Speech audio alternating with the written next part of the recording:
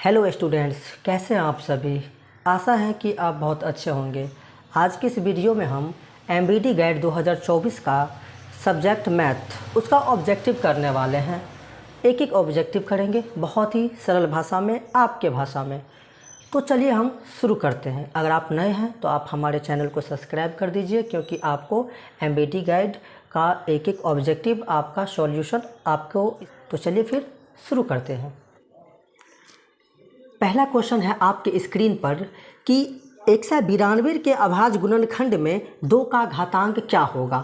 192 का कैसे अभाज्य गुणनखंड निकालेंगे और हमें 2 का घातांक ढूंढना है। तो चलिए फिर हम शुरू करते हैं। पहला क्वेश्चन है हमारा 192, इसका अभाज्य गुणनखंड निकालेंगे। 2 से लगेगा क्योंकि अंतिम अंक क्या है, सम संख्या है। 2 से लगाएंगे, 2 नमा 18, शेष 1 बचा, इसमें लगा दीजिए 12 हो जाएगा। 2 छक्के 12, फिर ये 2 से लगेगा, 2 चौका 8, शेष 1 बचा, आगे में लगा दीजिए 16, 2 अट्ठे 16, फिर ये 2 से लगेगा, 2 दूना 4, 2 चौका 8, फिर ये 2 से लगेगा, 2 एकान 2, 2 दूना 4, फिर ये 2 से लगेगा, 2 छक्के 12, फिर ये 2 से लगेगा, 2 तिया 6, फिर ये 3 से लगेगा, 3 एकान 3। हमसे क्या पूछा है, 2 का घातांक हमसे पूछा है। तो 1 2 3 4 5 6, 2 का पावर 6 और इधर क्या है, तो 3 का पावर 1 है। तो घातांक का मतलब क्या होता है कि ऊपर वाला ये पावर जो है ना, उसी को हम कहते हैं घातांक या फिर घात कहते हैं। तो किसका पूछा है, 2 का पूछा है, तो 6 इसका आंसर हो जाएगा, जो कि ऑप्शन नंबर किस में है, तो ऑप्शन नंबर सी में है। अगर हमें 3 का घातांक पूछता तो क्या कहते, 1 कहते। 2 कितने बार आया है, इसमें 6 बार आया है, तो 6 इसका आंसर हो जाएगा। ऊपर वाला घातांक होता है, घात या घातांक कहिए, ऊपर वाला होता है। तो ऑप्शन नंबर से इज द करेक्ट आंसर हो जाएगा। चलिए दूसरा नंबर क्वेश्चन देखते हैं। दूसरा क्वेश्चन है 156 के अभाज्य गुणनखंड में बोल रहा है हमें कि फिर से 2 का घातांक क्या होगा। 156 के अभाज्य गुणनखंड में 2 का घातांक पूछ रहा है हमसे। तो फिर से क्या कीजिए, आप 156 का अभाज्य गुणनखंड निकालिए। किससे लगेगा, ये 2 से लगेगा, तो हो जाएगा 2 सत्ते 14, शेष 1 बचा, इसके आगे में लगा दीजिए, तो 2 अट्ठे 16, फिर 2 से लगेगा ये 2 तिया 6, 2 नमा 18, फिर ये किससे लग सकता है, 3 से लग सकता है, 3 एकान 3 और 3 तिया 9। ठीक, अब ये किसी भी संख्या से नहीं लगेगा। ठीक, 13 से लगा दीजिए एक बार में। हमें किसका घातांक पूछा है, तो 2 का पूछा है। तो देखिए ना, 2 कितने बार आया है, 2 बार आया है ना, तो ऊपर वाला जो होता है वही घातांक होता है हमारा, ये आधार होता है हमारा। तो क्या हो जाएगा, 2 इसका आंसर हो जाएगा, जो कि ऑप्शन नंबर किस में है, ए में है।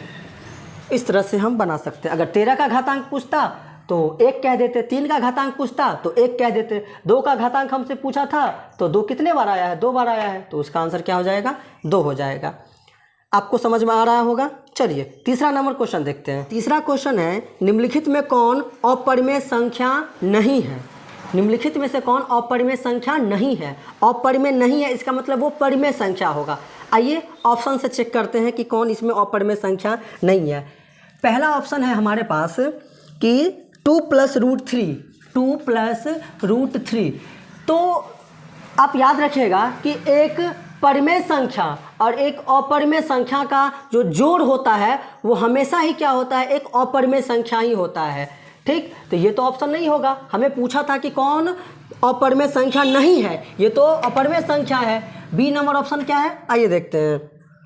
5 - √3, 5 - √3, ये भी हमारा क्या हो जाएगा, अपरिमेय संख्या हो जाएगा। एक परिमेय और एक अपरिमेय संख्या का चाहे आपसे जोड़ पूछे, चाहे घटाव पूछे, चाहे गुना पूछे, चाहे भाग पूछे, वो हमेशा ही एक क्या होगा, अपरिमेय संख्या ही होगा। ठीक, चलिए तो सी नंबर देखते हैं क्या होगा। सी नंबर ऑप्शन है √3/√5, √3/√5। √3/√5 को भाग दीजिएगा तो जो भी आएगा वैल्यू हमारा वो रूट में ही आएगा, वो भी हमारा क्या होगा, एक अपरिमेय संख्या ही होगा। डी नंबर ऑप्शन होगा जो भी होगा। अब 3 नहीं हुआ तो चौथा तो होगा ही, फिर भी देख लेते हैं कि 3 नंबर ऑप्शन क्या है, डी में, सॉरी 4 नंबर, √12 बटा क्या है, √3। तो देखने से तो लग रहा है कि ये परिमेय संख्या है, सॉरी अपरिमेय संख्या है, लेकिन इसको थोड़ा सा हम सॉल्व कर सकते हैं। क्या 12 को ऐसा नहीं लिख सकते, 4 × 3 लिख देंगे तो कोई दिक्कत नहीं होगा। नीचे में √3 ऐसे ही रहने दीजिए। 4 का वर्गमूल तो निकलता है 2, √3 का नहीं निकलता है तो ऐसे ही छोड़ दीजिए। नीचे में भी √3 है, √3 से √3 कट गया तो क्या बचा, 2। नीचे में कुछ नहीं है तो अपने मन से क्या दे सकते हैं, 1 दे सकते हैं। नीचे में 1 का कोई महत्व नहीं होता है वैसे भी, तो क्या होगा हमारा आंसर 2 होगा। जो कि ऑप्शन नंबर किस में है, ऑप्शन नंबर डी हमारा क्या हो जाएगा, सही हो जाएगा, क्योंकि ये P बटा Q के रूप में है और ये हमारा क्या है, अपरिमेय नहीं है। और हमें यही चाहिए था कि कौन अपरिमेय नहीं है, तो ये संख्याएं अपरिमेय नहीं है। देखने से तो लग रहा था कि ये अपरिमेय है, लेकिन ये अपरिमेय नहीं है, ये क्या है, एक परिमेय संख्या है। तो ऑप्शन नंबर जो है हमारा D is the correct answer हो जाएगा। ठीक है, चलिए 4 नंबर क्वेश्चन है, निम्नलिखित में से कौन परिमेय संख्या है, निम्नलिखित में से कौन परिमेय संख्या है। आइए देखते हैं कौन सा परिमेय संख्या है।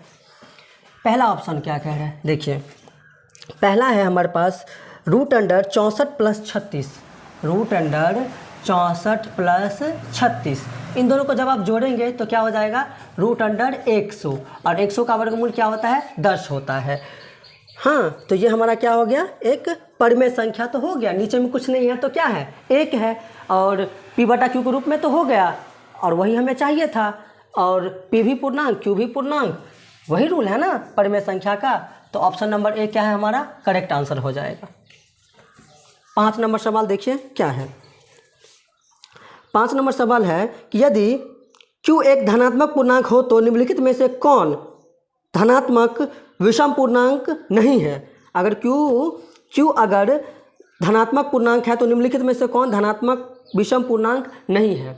हमें ढूंढना ये है कि कौन धनात्मक विषम पूर्णांक नहीं है, ये हमें ढूंढना है। पहला ऑप्शन है हमारे पास 8Q + में 1, पहला ऑप्शन है 8Q + में 1 है। इन दोनों में कुछ कॉमन है क्या, 2 कॉमन है इन दोनों में, नहीं कॉमन है, तो ये हमारा क्या हो जाएगा, तो हमारा ये हो जाएगा धनात्मक विषम पूर्णांक हो जाएगा। हमें क्या चाहिए था, धनात्मक विषम पूर्णांक नहीं है, ये तो धनात्मक विषम पूर्णांक है ना। बी नंबर ऑप्शन देखिए 8Q + में 4, 8Q + में 4, इन दोनों में क्या कॉमन है, 2 कॉमन हो रहा है ना, 2 चौका 8Q + में 2 दूना 4, 2 कॉमन हो रहा है, तो ये धनात्मक विषम पूर्णांक नहीं है।